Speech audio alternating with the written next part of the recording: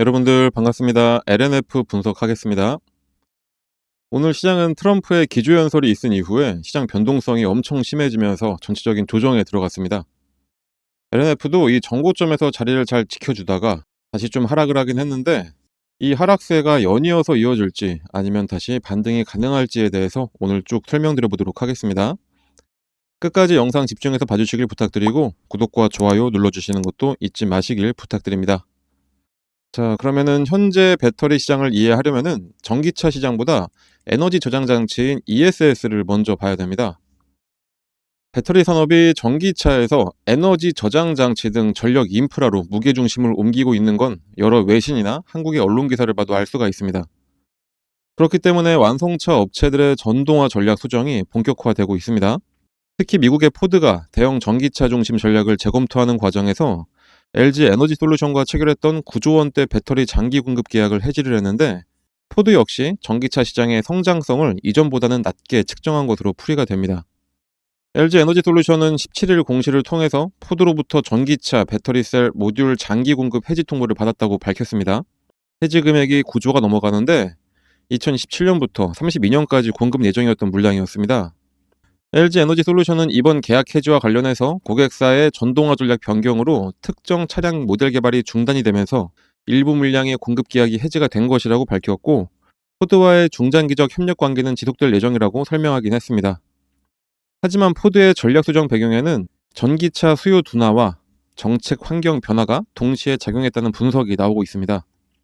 미국의 트럼프 행정부가 전기차 구매에 적용하던 세액공제 혜택을 폐지를 하면서 포드는 전기차 중심 전략에서 수익성이 높은 하이브리드와 내연기관 차량, 그리고 에너지 저장 장치 등에 무게를 두는 방향으로 전략을 수정을 한 겁니다. 이런 흐름은 유럽에서도 나타나고 있습니다. 유럽연합은 2035년 내연기관차 판매 금지 목표를 유지를 하면서도 전동화 속도 조절 필요성이 제기가 되자 사실상 규제 적용 시점을 유연하게 운영하는 방향으로 정책 기조를 조정을 하고 있습니다. 이런 상황에서 완성차 업체들의 전동화 속도 조절은 배터리 기업들의 사업 구조 재편으로 이어지고 있기도 하는 겁니다. 과거에는 전기차가 폭발적인 성장을 이루어왔다면은 최근에는 전기차가 아니라 ESS가 그 공백을 채우고 있고, 사업적으로 봐도 EV보다는 ESS가 더 안정적이기 때문에 배터리 업계는 어찌 보면은 지금이 오히려 더 큰 기회라고 보는 분위기까지 있을 정도입니다. 사실 전기차 배터리는 완성차 판매와 정책 변수에 직접 연동이 돼서 수요 변동성이 크고 특정 차종이나 고객에 대한 의존도가 높을 수밖에 없는데, 반면에 ESS는 전력망 안정화와 재생에너지에 대한 연계, 산업 데이터 센터 전력 수요 확대 등 구조적 수요를 기반으로 하고 있습니다. 그래서 장기 계약 비중이 높고 고객군이 분산되어 있어서 배터리 기업 입장에서는 매출 가시성과 수익 안정성이 상대적으로 높을 수밖에 없습니다. 그래서 우리 한국 같은 경우에도 정책적으로도 변화하는 움직임이 나오고 있습니다. 한국 배터리 산업협회는 국회 2차 전지 포럼 주최로 ESS 수요 시장 활성화와 배터리 산업 성장 전략 토론회를 열기도 했습니다.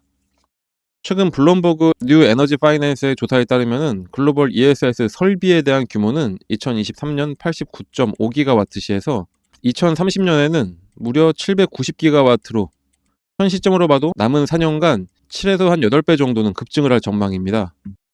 새 정부 출범 이후에 국회 차원에서 처음 열리는 ESS 정책 토론회인데, 기후 대응과 탈탄소 전환 과정에서 ESS 산업을 신성장 동력으로 키울 방안을 모색하는 자리였습니다.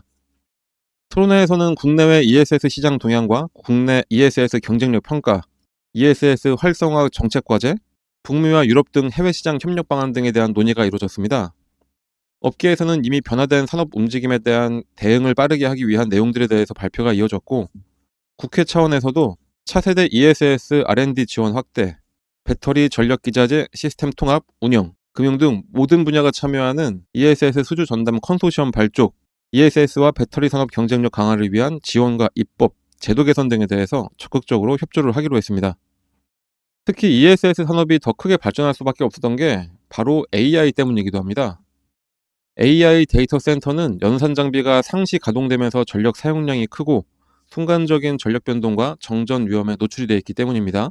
최근 그랜드뷰 리서치는 데이터 센터 에너지 스토리지 마켓 분석 리포트에서 글로벌 AI 데이터 센터용 ESS 시장 규모로만 따지고 봤을 때 2024년에는 약 2조 원에서 2030년에는 36조 원까지 성장할 것으로 전망을 했고, 연평균 성장률은 9.5%라는 결과를 냈습니다. 이게 ESS 전체가 아니라 말씀드렸듯이 AI 데이터 센터용 ESS 규모만 놓고 봤던 수준입니다. 이렇게 변화하고 있는 산업 구조에 대응을 하기 위해서 국내 배터리 기업들도 북미 ESS 대응의 속도를 높이고 있습니다. LG 에너지 솔루션은 포드와 전기차용 배터리 공급 계약은 취소가 됐지만 미국 미시간 공장의 일부 생산 라인을 전기차용해서 ESS용으로 전환해서 현지 수요에 적극 대응을 하고 있고, 삼성 SDI도 최근 미국 대형 에너지 인프라 기업과 총 2조 원대 규모의 ESS용 LFP 배터리 장기 공급 계약을 체결을 했습니다. SK온 역시 45GW시 규모의 테네시 공장을 전기차와 ESS 병행 공급하는 거점으로 활용을 할 계획입니다. 그런데 이런 배터리가 그냥 만들어지는 것은 절대로 아니죠. ESS도 동일한 2차 전지입니다. 그렇기 때문에 정말로 중요한 필수 소재, 그 필수 소재 중에서도 가장 중요한 게 바로 양극재겠죠. 안 그래도 LNF가 소재 기업들 중에서는 핵심 소재인 이 양극재를 만들어내는 회사인데, 산업 구조가 전기차에서 ESS로 넘어가는 상황에서 가장 시장 상황에 맞는 대응을 이미 잘 하고 있었습니다. ESS 같은 경우에는 LFP 양극재가 필수로 들어갑니다. 가격적인 면에서 충분히 이게 더 중요하기 때문이겠죠. 그래서 일단 3원계 양극재를 만들던 한국의 배터리 소재사들이 LFP 중심 ESS 시장 확대에 전략 수정을 하고 있습니다. ESS의 확장과 중저가 전기차 시장이 커지면서 2차전지 시장이 LFP 중심으로 이동을 하고 있는데, LNF는 이미 지난 8월에 LFP 전담 기업인 LNF 플러스를 설립하기도 했습니다. 100% LNF가 보유한 자회사입니다. 다른 회사들이 3원계에만 집중하던 지난 2022년부터는 LFP 시장에 이미 진입을 타진을 해왔었고, 기존 3원계 라인을 전환하기보다 LFP 양산을 맡을 전담 법인을 신설하는 것이 낫다는 판단에서 내린 결론이었습니다. 2003년 3월부터 대구 3공장에서 LFP 파일럿 라인을 운영을 하고 있고, 고객사로부터 피드백도 다 받아놓은 상태입니다. 현재 LNF 플러스는 대구 3공장 근처에 LFP 양극재 공장을 건설 중이고, 내년 하반기 양산이 시작이 됩니다. 시장 목표량은 대략 한 3만 톤에서 2027년까지는 6만 톤까지 증설을 할 계획이고, 고객사와 시장 수요에 따라서 최대 12만 톤까지 생산량을 늘릴 계획입니다. 오늘 조사업체 이야기를 자꾸 드리는데, SNE 리서치에 따르면 1월에서 10월까지 전 세계에 등록된 순수 전기차, 플러그인 하이브리드차 이렇게 사용된 양극재 총 적재량이 204만 6천 톤이었습니다. 그런데 그 중에서 LFP 양극재가 무려 125만 3천 톤으로 전년 동기 대비해서 63.6%가 급증을 했고, 전체 양극재 적재량에서 LFP가 사용하는 비중이 60%를 차지하는 것으로 확인이 되면서 이미 글로벌 양극재 시장은 LFP 중심으로 이동한 것으로 확인이 됐습니다. 그런데 양극재를 만들기 위해서 꼭 필요한 게 바로 리튬이죠. 그 리튬 가격이 무려 18개월 만에 최고치를 찍었습니다.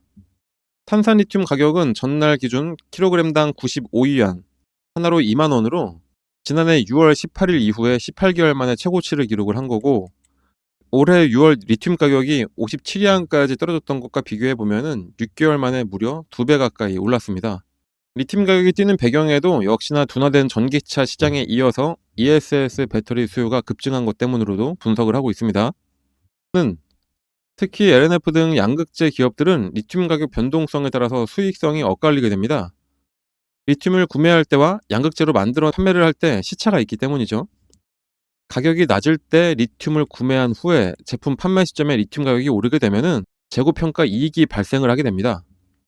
쉽게 말해서 배터리 시장은 공급 단가가 결정되는 게 실제 납품 당시의 광물 가격과 연동을 시킨다는 겁니다. 그러니까 어제 만약에 10원에 광물을 사서 물건을 만들고 오늘 내 인건비 10원을 붙여서 20원에 팔아야지 라고 딱 했던 게 오늘 팔려고 보니까 광물이 100원이 됐다? 그렇다면은 이 판매 시점 광물 100원에다가 내 인건비를 붙여서 110원에 팔게 된다는 겁니다. 어제 팔았으면 20원일 수밖에 없는 게 오늘 파니까 110원이 되는 겁니다. 그래서 리튬 가격이 오르면은 양극재를 구매하는 제조기업들, LG 에너지 솔루션이나 삼성 SDI, SK온 등 배터리 셀 기업은 원가 부담이 커지면서 회계상 이익이 줄 수밖에 없고, 대신 LNF 같은 소재 업체들은 최소한 재고 기한을 1년으로 정하고 미리 구매를 해놓기 때문에 광물을 구매할 때에 비해서 2배 가까이 올랐으면 크게 마진이 발생을 하게 되는 겁니다. 그런데 이 높은 리튬 가격이 당분간 계속해서 오를 거라는 전망도 있습니다. 전 세계 리튬의 65%를 중국에서 재련을 하고 있는데 중국 정부가 인위적으로 공급을 관리를 하고 있기 때문입니다. 지난 8월에 중국 정부는 리튬 과잉 생산을 단속하기 위해서 광산 채굴 허가를 연장하지 않으면서 중국 배터리 기업인 CATL의 장시성 리튬 광산 생산을 중단시켰을 정도입니다. 자, 이거랑 비슷한 예를 바로 찾을 수가 있죠. 삼성전자가 업계 최초로 작년 디램을 감산을 하니까 가격이 쭉 1년 동안 올라서 AI 슈퍼사이클의 최대 수혜자가 된 것처럼 LNF도 삼성만큼은 아닐지라도 분명히 이 탄산 리튬 가격 상승에 따라서 큰 수혜를 받을 수가 있게 된 겁니다. 그리고 또 LFP만큼이나 ESS에 중요한 게 바로 나트륨 이온 전지입니다. SNE 리서치가 발간한 2026년 나트륨 이온 배터리 기술 개발 동향 및 시장 전망에 따르면은 글로벌 2차전지 시장은 2023년부터 3년간 연평균으로 25.9%가 그리고 앞으로도 전기차나 에너지 저장장치 시장과 함께 꾸준히 성장할 것으로 예상이 됩니다. 일반 리튬이온 배터리가 전기차와 모바일 시대를 이끌어 왔었지만 아무래도 시장은 비용이나 안전, 공급망 리스크를 동시에 만족하는 대안 기술을 찾고 있습니다. 이러한 흐름 속에서 나트륨 이온 배터리는 유력한 차세대 옵션으로 빠르게 부상을 하고 있습니다. 나트륨 이온 배터리는 리튬 대신 풍부한 낮 자원을 활용해서 원재료 조달 측면에서 장점으로 기대할 수도 있고 안정성 및 저온 구동 특성에서도 경쟁력이 좋습니다.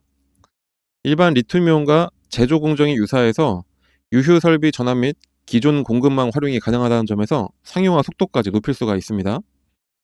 이런 나트륨 이온 배터리의 초기 확산하는 산업부는 아무래도 ESS가 가장 유리합니다.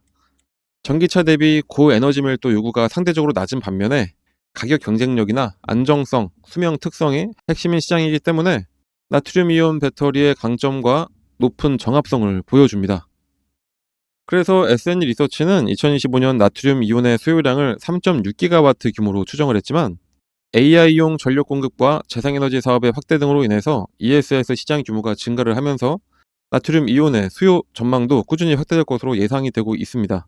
2030년부터는 LFP 대비 낮은 가격으로 가격 경쟁력까지 확보를 하면서 본격적으로 나트륨 이온의 상용량이 증가되는 전환점이 되면서 30년에는 13.4%, 35년에는 최대 35%의 ESS 시장 점유율을 가져갈 것으로 전망을 하고 있습니다. 그런데 LNF가 차세대 양극재로서 전고체, 나트륨 이온, 리튬 망간 리치 등을 이미 개발을 하고 있습니다.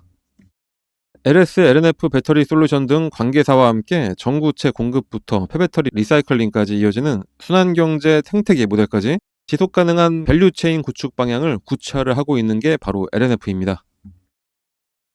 오늘은 이렇게 LNF의 주가 상승할 수 있는 모멘텀에 대해서 쭉 설명을 드렸습니다.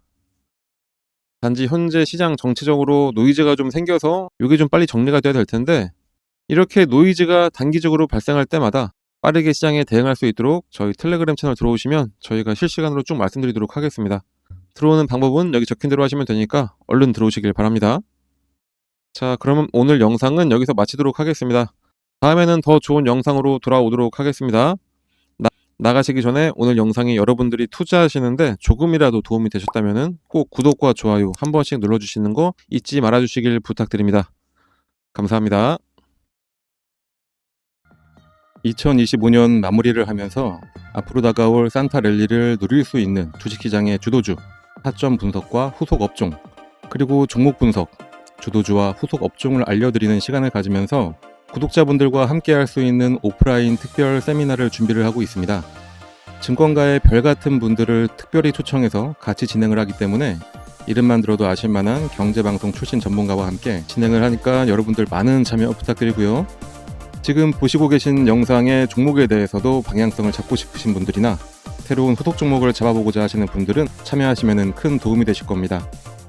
참여를 원하시는 분들은 문자로 초청이라고 작성해서 보내주시면 신청이 됩니다.